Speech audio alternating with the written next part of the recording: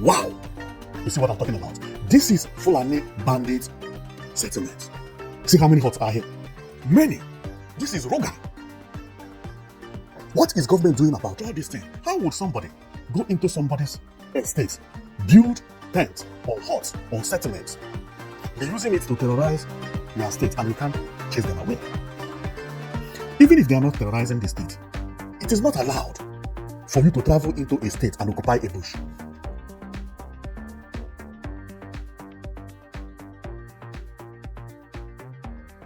Ladies and gentlemen, this is Prizers TV. I say this is Prizers TV, and I am here once more.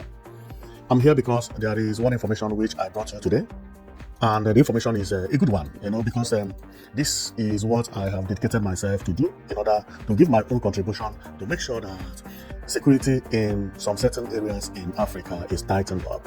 So, and the best way I can do it is by providing information so where I believe that the bandits are hiding. Although I don't know whether the bandits are hiding there, because police has to do proper investigation about whatever we say here. Please, when we say Fulani bandits, we are not very sure of whom is living there, because sometimes we may think Fulani bandits live there, and you go there, the people live there are not Fulani bandits, but they are actually Fulani herdsmen. But even if they are the herders, they are not supposed to live in the bush that does not belong to them. This is my own.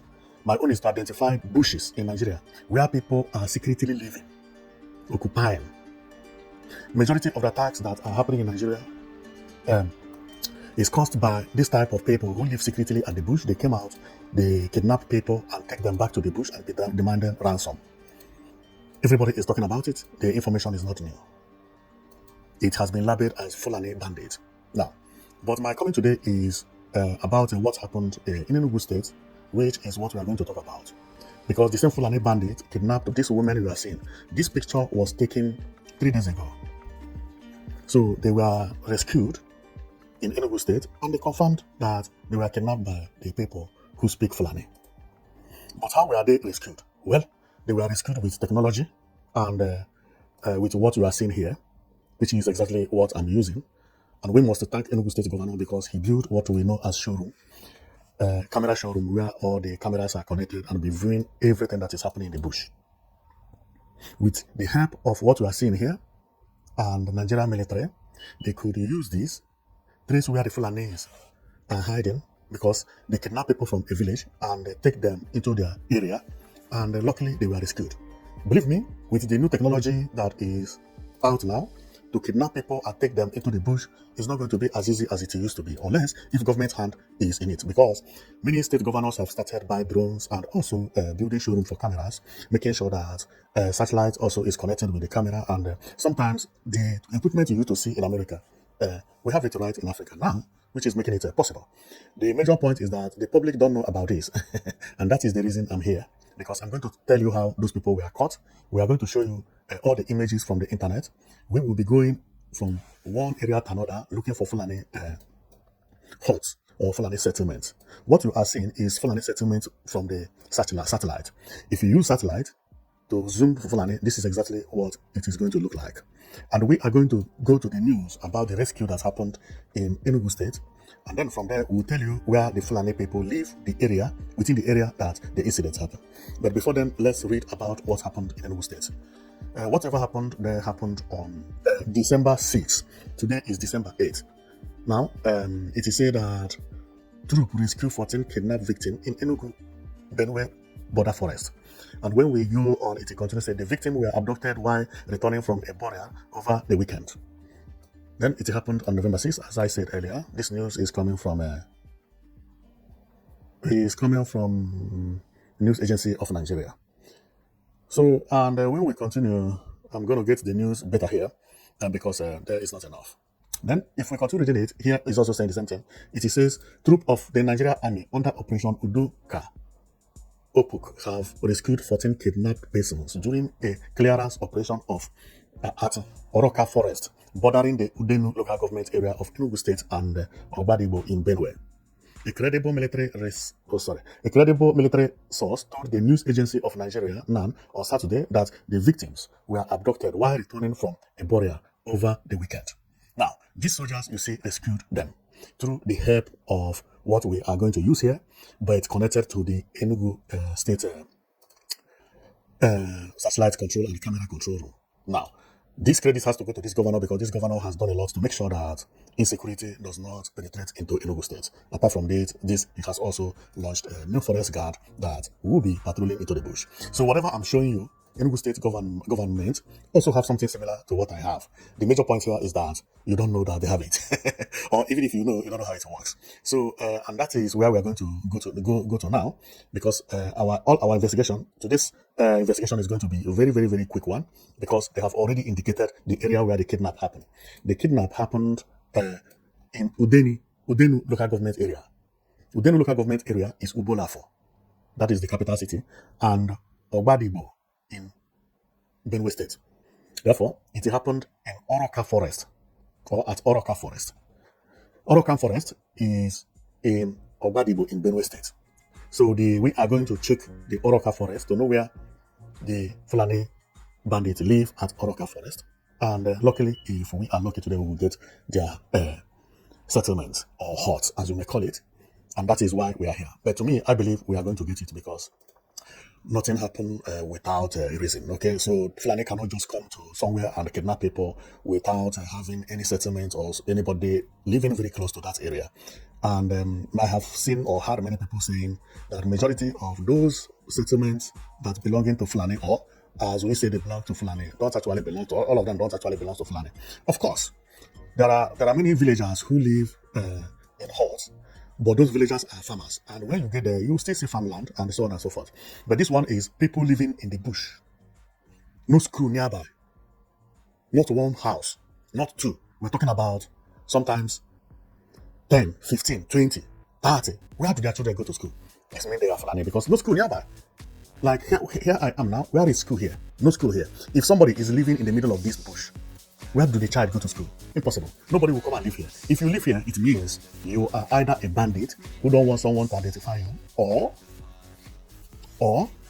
you are not a bandit, but you are hiding for one reason or the other, which I don't know about. Now, remember what I said, that today we are going to go to check about the Oroka Forest. Oroka Forest is very close to Bolafo. Bolafo is the capital of Udenu local government area in Enugu State. And the Oroka Forest is at Ogbadibo in Benue State. So let's go, because I don't want to waste time today. Here, what you are seeing is the map of Enugu State. If you check, this is Enugu, and up there is Nsukka. And if I zoom here, what you are seeing is Benue State. And for us to get to where we are going to, you have to go to Ubolafo. This is Ubolafo. Now we have gotten one of our destination. The second one is Orokam. Orokam. This is Orokam. Everything that happened within this perimeter, because what happened is that the military from the 82 division moved from Enugu, because Enugu people were kidnapped, and they traced the location of the kidnappers at Orokam Forest. What we are seeing here is a boundary between Enugu and Benue State. But another thing you have to know is that anybody living this place speak Igbo. All the people that live either at Oroka or Oto or Obolafo, they are all speaking Igbo. Therefore, if you get here, don't think it's Benue that is speaking. They don't speak different language. They speak Igbo. Okay, so let's go. You may not even know when you cross the boundary if you are here. Even some of those people that live at Oroka, yeah, they still answer Igbo, because they answer Ikechuku, Onyinyechuku, Ifeanyi, stuff like that. Okay, so at Oroka, this is how the city look. And it's not looking bad. This is how their town looks. And let's view the town first before we go into the bush, where we believe that the Fulani bandit is hiding. Now, they have a very, very beautiful city. This is their city. And we did not come here for city anyway. We came here because of what is happening in their place, which is the kidnapping and the rescue that happened. Okay. I think I made a mistake here. Where am I? Okay. I made a mistake. Okay, yeah, I got it back. Okay. So then, at Oroka, which we were before, this is what I said earlier. I think Bolafo is here. Okay. And then Orokam is over there. We will understand. If I zoom it off from satellite, it is like this, Enugu, and it is actually here, this place. Now, we are going to go through this green area that is known as bush around Orokam to make sure that we find where the Fulani bandits have their settlements. So let's start here, because that is the town. I don't believe that the Fulani bandit is going to have a settlement inside town. And one thing I will have to let you know here is that for some of you who still say that some tents don't belong to Fulani, no. See this village, you see how the houses are? They are either rectangle or square. All these areas, no matter how poor you are, your house must be rectangle or square. It does not matter. There is nothing like circle here. Any house you see that is in circular shape does not belong to anybody in this area. Or they may have it as their kitchen where they cook food, but not having it as an estate. And if it at all, it happen, they may also have it, but not too far away from where other people live. So you cannot tell me that everybody live here, have this type of structure, and when we get to find Fulani, they will say it is not belonging to Fulani. It's actually belonging to Fulani. By the way, I'm also from this area, so I know how the area looks. So I know how the building and how everybody live here. Okay, so I'm not an American. No. The only thing is that America used this, but also, this is how you see how the houses are here. Nobody has a round house. Nobody. If you find one, it's maybe kitchen or maybe dog house. Okay, I would say. Okay, so let's continue searching. And secondly, there is one thing people have to understand again. What you have to understand is that everybody in the east or east-west or southern Nigeria, or I would say from middle belt down, south Nigeria, everybody has a kid, or even if you don't have kid, family would like to have kid, and when they have kid, the kid has to go to school. Therefore, nobody would like to isolate himself or herself very, very far away from the town, because where will your kid go to school? How?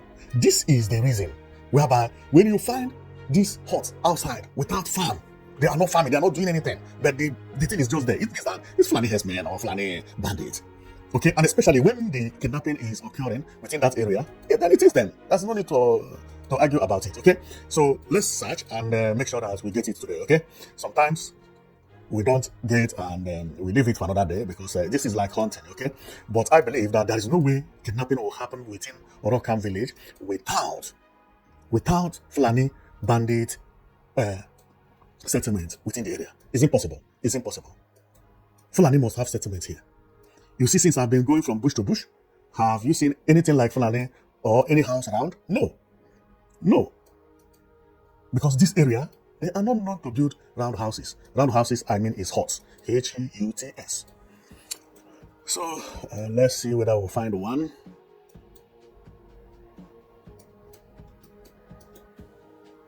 To me, I believe that since the soldiers could find it, I will find it. Believe me, because it is very easy. When Fulani could kidnap about 12 people, it means they will have to be about more than 6 Fulanis, for instance. So they will live in a location that have more than 2 houses or 3 houses before they could take courage to go and kidnap the villagers. The people they kidnap are actually the villagers, the owner of the village. So there must be a Fulani settlement within the area. If there is not, I found one. Whoa! See it? Wow! You see what I mean? You see? Another one is that one thing about people in the south, we like privacy. We don't build houses like this, that James live here, John live here, Paul live here, and Chukuma live here, and Gabriel live here, Olainka live here, Solomon live here, Obemudia live here. No sense, nothing. They keep on living like that. No. What are you telling me? And they isolated themselves in the middle of the bush. No neighbor, see. You see any neighbor here? The only neighbor they have is another Fulani. They are expanding. You see? This is where the soldiers went to catch these people. Because they did not know that they have been watched from above. And if I go more, although here is actually Kogi, not Benue. I've gone a little bit further, because where we are talking about is Orokam is here, and the boundary between Kogi and Benue is here, and where I found is here, meaning that it is not here. Because if it was this one, the soldiers would have said that they found it in Kogi. Therefore, it is not this one, because the boundary between Kogi and Benue is just here. This is the boundary. Therefore, my left side is Kogi, while my right side is Benue. And if I go down like this, very close here, downside is Enugu State, Where did Enugu boundary start? Yeah, Enugu starts here. And the village we are talking about is this one. So, so the one I've showed earlier does not belong, is not the one we are looking for. It's not the one we are looking for, which is this one. This is not what we are looking for, because this one is at Benue. Is at Benue. But dangerous as well. Also, who knows? Because it's not too far away from Morocco. Okay? Then we go like this, and this is the boundary. This is the boundary. Now we are in Benue. And if we find anything here, it must belong to... we found. Okay, yes. Very close to between Benue, Enugu, and Kogi. You see how it is? It is by the boundary. See. The one we found now is here, at the boundary between Kogi and the Benue. Wow. You see what I'm talking about? This is Fulani bandit settlement. This is where soldiers went to rescue the kidnappers. See how many huts are here? Many. This is Roga. What is government doing about all this thing? How would somebody go into somebody's estate, build tents or huts or settlements? They're using it to terrorize your state, and you can't chase them away. Even if they are not terrorizing the state, it is not allowed for you to travel into a state and occupy a bush. Not allowed in Nigeria, not allowed in Europe, not allowed in Asia, not allowed anywhere in Africa. Can somebody from Sokoto just move, go to Bayelsa, occupy one forest? Of course, that is what they are doing. But can somebody from Bayelsa go to Katsina and occupy forest? He will be chased out the next day. Because it's not normal. And the worst is that majority of the crimes being committed are being committed by these people that come from other state to occupy another state. And we are not taking it serious. Okay, do you remember what I said? Do you see any farmland here?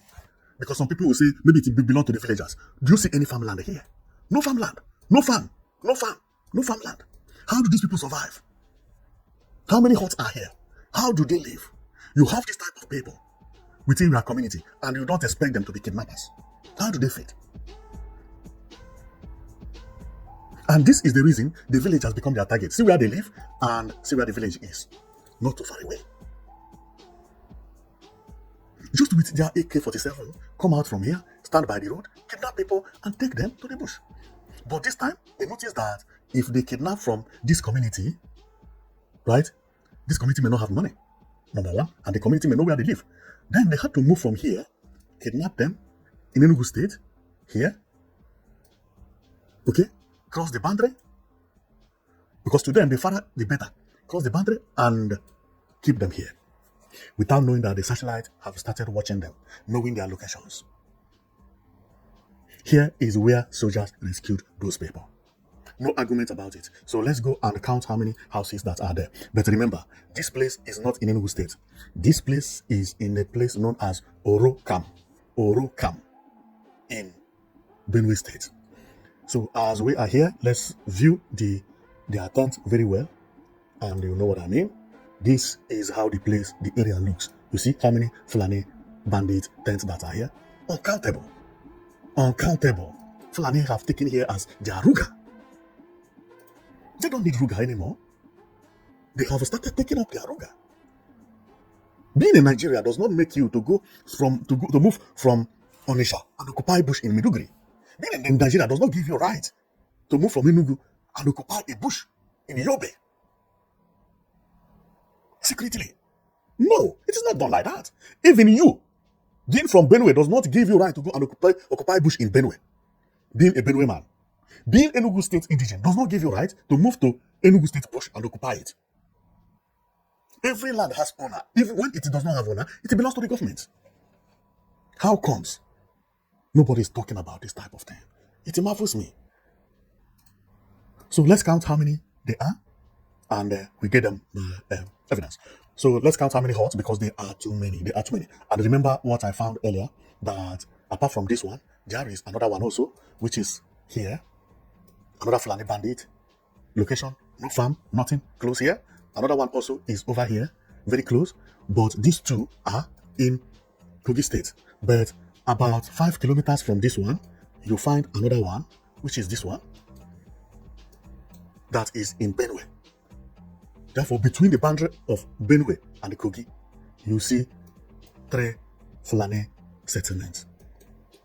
And nobody live within the area apart from them. No school, nothing.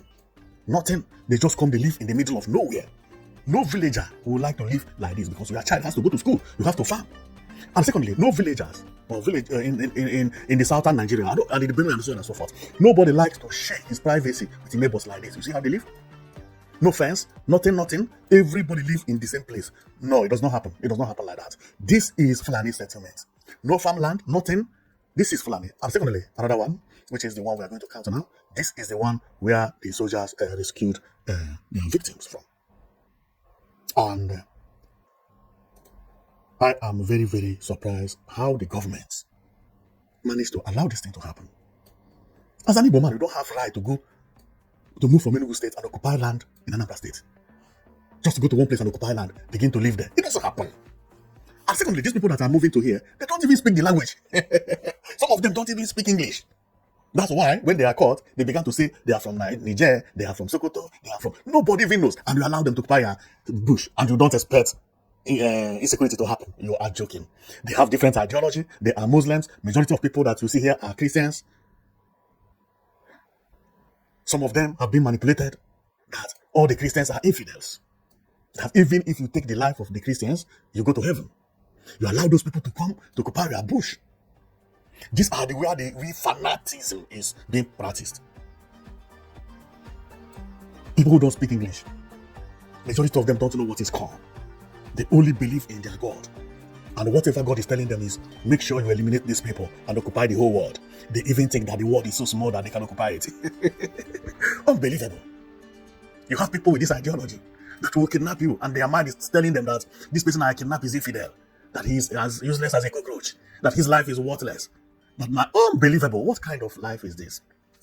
Well, let's count how many it is, and I close my mouth here because I don't want to waste time, but believe me, it's unbelievable.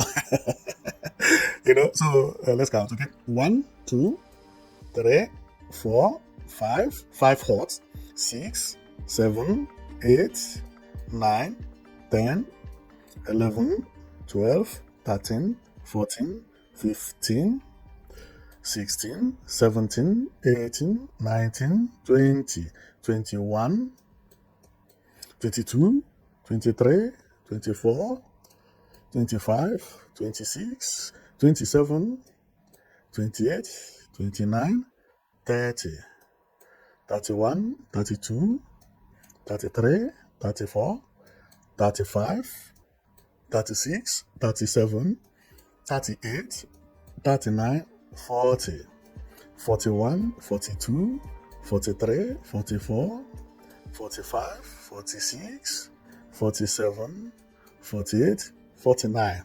49 hut. This is unbelievable. Imagine an estate of 49 building. How many people will live there? At least each of these huts must contain at least 3 people. Husband and wife and a child. Minimum. Some may even contain 7 people. If care is not taken, about 500 people live here. How do they feed their family? People that are being indoctrinated that they are fighting for their God. That their God is the best thing. And the God has to take over the whole world. Without even knowing that one country in the world is more populated than the entire religion they are worshipping. Do they even know that Chinese don't even know about Christianity and Muslim? Do they even know about country that has big population that don't even care about Islam? Because that is the type of hatred that will make somebody to go to someone's village, kidnap him, ask him to pay money. Because I have heard that it is in Quran that a Muslim can live by a Christian if that Christian is to pay jizya. Jizya is a tax. Whenever a Muslim is sharing something with you, you must pay jizya, a tax. Meaning that they will come to occupy your community and they kidnap you as a tax you pay for living very close to you. Because he is light and you are darkness. Unbelievable. It's unbelievable. Well, here is where I believe that these people live, and the soldiers must have just used this to trace them and get them located and got them arrested. Also, in my comment section, I have had so many people Writing, can you vlog to my state? Can you vlog in my state? No, I don't just go and vlog without any news. If there is a news within your location, tell me about that news. I'll follow that news to vlog about what is happening in your area. But believe me, if there is any Fulani bandit or Fulani henchman living very close to your area and something happened, I will identify it. Believe me, I will identify it. Apart from how I identify these ones, I still have another way of identifying it. Okay, so, and when I define it, I will still come up here and show you how it is. Okay, so today's vlogging is very, very easy because the reason is because we have already known the place we are going to. The hardest ones are when we don't have the local government address and the state address, and sometimes it is very hard to find. But this one has already showed us that the operation happened at Orokan Forest, bordering the Udenu local government area of Enugu State, and Obadigbo in Benue State. Then I could pinpoint the location, and finding it became very, very easy. And another one I have to say is that Enugu State government and the governor is actually doing a very, very nice work. Believe me, if every state governor is doing, you see this thing you see here, it sounds simple and look very easy. It is not easy. It is not easy. This is drone. This is pure drone. This is what they use to fight war. Before they come for any attack, there was a drone above them. As the soldiers was moving, drone was following the soldiers. If there is anything, drone is informing them. That is why they could capture these people. Remember, it's not all information that I could really release here. But what you see here, these people are doing, is not only showing you the image I'm showing you, but there is something you will turn on. It will show you how many people that live there and the people that are moving within the environment. This is how they also catch these people. Because they could tell how many people that live still somewhere. If they kidnap 20 people, now the drone is looking for area where there are about 20 people in one place. It's very easy. This is what Enugu State has. It just takes 5 minutes to find them. 5 minutes. Drone will find where 20 people are staying. Each 20 people, it will pinpoint it. When it is sending information back, then they will choose which one is more likely be where those people are hiding. That is simple. And the next day, they are caught. That is exactly what it is. Very easy. Very easy. And apart from that, very soon, all this insecurity in Nigeria will stop because technology will be catching them one by one. If you check, it will be reducing. From 2 weeks ago, it has reduced a little bit. You know, when Donald Trump announced about Christian listing, they started with his speed. Now it is reducing because there is another rescue that happened today, which I will talk about tomorrow. Okay. Now, in front of that, rescue will be happening more frequently than you expect. Because technology has become involved. In the area, since it is Nigeria, even the states that don't have drone, like Enugu State, could also contact Enugu State with the Nigerian soldiers, and they will use this drone to find it. It does not matter. The border is just like this one. This one happened between Enugu and Benue. Then what happened? Soldiers from 82 Division, with the help of Enugu State camera and drones, they could locate those people, rescue them within 48 hours. Within 48 hours. Very, very easily. Very, very easily. And when Nigeria finish with this insecurity problem that is withdrawing it back, Nigeria will be a better place. Believe me. If you have been following my channel, you must have known that I talk about infrastructural development a lot. And those infrastructural development is actually happening a lot in the southern parts of Nigeria. If it is not because of this insecurity, I would have been talking about one house and the other. But believe me, I will talk about it also. Maybe today I'm going to play another video that will be talking about development, because there are so many good infrastructural development that is happening now in southern part of Nigeria. If it's not because of this insecurity that came to disturb people, because of people who have their own ideology and who don't want to go to school to have a better career than to carry AK-47 and be terrorizing people, thinking that there is a better life in heaven. And anybody they find within this world, they terrorize him, you know, because you are infidel and he is going to heaven, and his heaven is very good. If he is living by you, you have to pay jizya because you are living with a light. Look at the light, how they are, unbelievable. Well, I will stop here, and thank you very much for watching. And you've been watching Prizes TV. And one comment I have to make here is that when we use Fulani, we're not talking about Fulani as people. We're using Fulani as adjective because they are Fulani people, but Fulanis are not bad people. Okay, but these are the Fulani bandits from that area. That is what we mean. Okay, so because there are so many Fulani people who might believe that will watch this video and they will feel bad, and I know that they will feel bad anyway, because What if you are a Fulani man and you are a good Fulani man and these people are damaging your names like this? Would you be happy? You will not be happy. And today I was listening to a very dark man, and he said that Fulani people brought reports to him instead of attack. Formerly, if Fulani people don't bring any report to anybody, they brought a report to him that someone else or their boss kept a cow or kept cows in one community and leave that cows. The cow was there alone eating, or cows, I would say cattle, alone eating. Nobody was guiding the cow. For some days, the boss decided to go and check on the cows. On the way to the cows, he was ambushed and they unalived him. So when Fulani found out that this happened, they went, and on their way, they found the people who unalived their bulls. Now, and those people, they were arrested by the soldiers and they were taken to the police station, and somehow police freed them. Or one of the people were arrested anyway, and police freed one of the person who was arrested. And Fulanis were angry. Fulani herders were angry that why did the police release those people? Now, this information showed me one thing. It showed that Fulanis have also started thinking that everybody's looking at them as bad people. Formerly, they would have retaliated. Now they did not retaliate. Now, but the information also is not straight. How would your boss take cows, we don't know how many numbers, to a village and leave the cows there for some days or even some hours alone? Nobody was guiding the cows. What if the cows move from where he keep it to farmland and begin to consume farm crops? There you have a problem. Now, the case also says that the villagers kill the cows. Why did the villager kill cows? How would you keep cows in village, no fence, nothing, in the bush that it does not belong to you? How would you know how far cow had gone? Maybe the cow had eaten someone's crops, and that person came to pursue the cow. The cow does not understand the language of the owner, and they attack the cow. So when very dark man was saying this, I said, no, something is wrong here. No, the Fulani did not say the truth. They said their bulls took fat cows to farmland, to a bush, and left it there for sometimes. Sometimes could be days, and it could be months, and also could be some hours. Later on, he decided to go and check on the cows, and he was ambushed and expired. But he was with a young man, and that young man escaped, came back, and told the Fulani that his bulls was killed when they were going to check on the cows they kept somewhere in the bush, feeding. So the Fulani came back to where this thing happened and informed some soldiers, and they went with the soldiers and they found the man's body.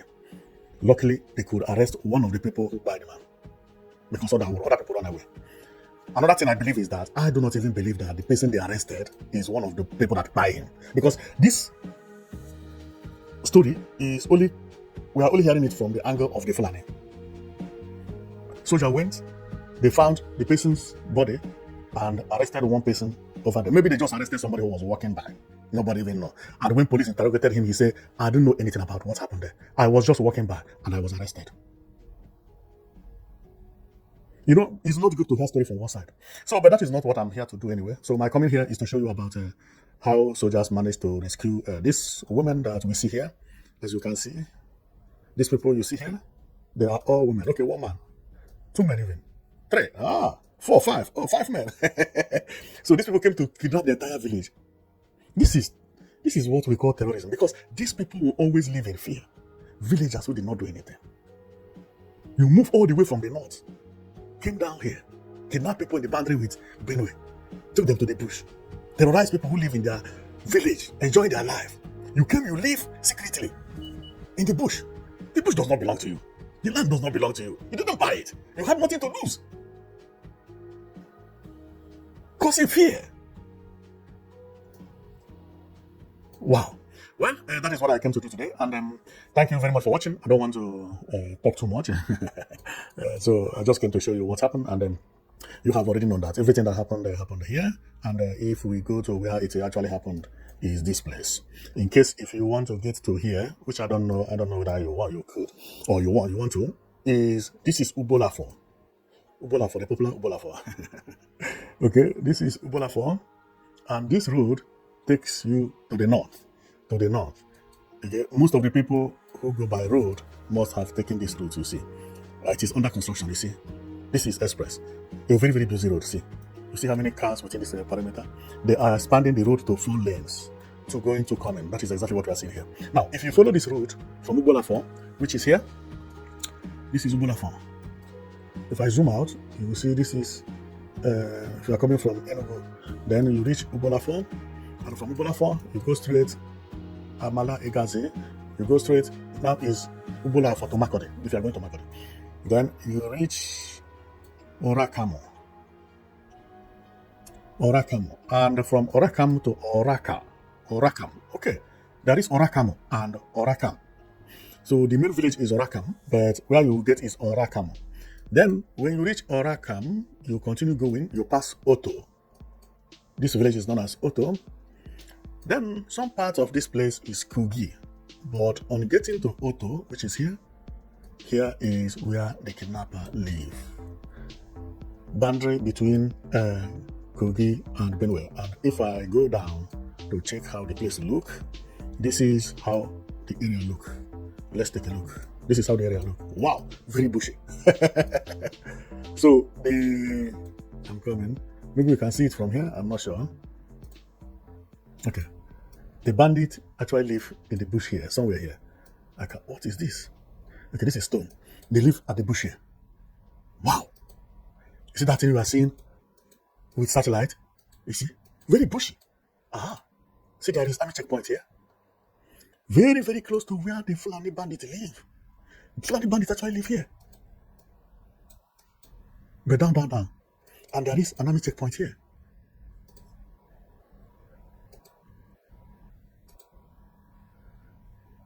I'm coming. Fulani bandits live here. Okay, I'm coming. Is it army or police checkpoint?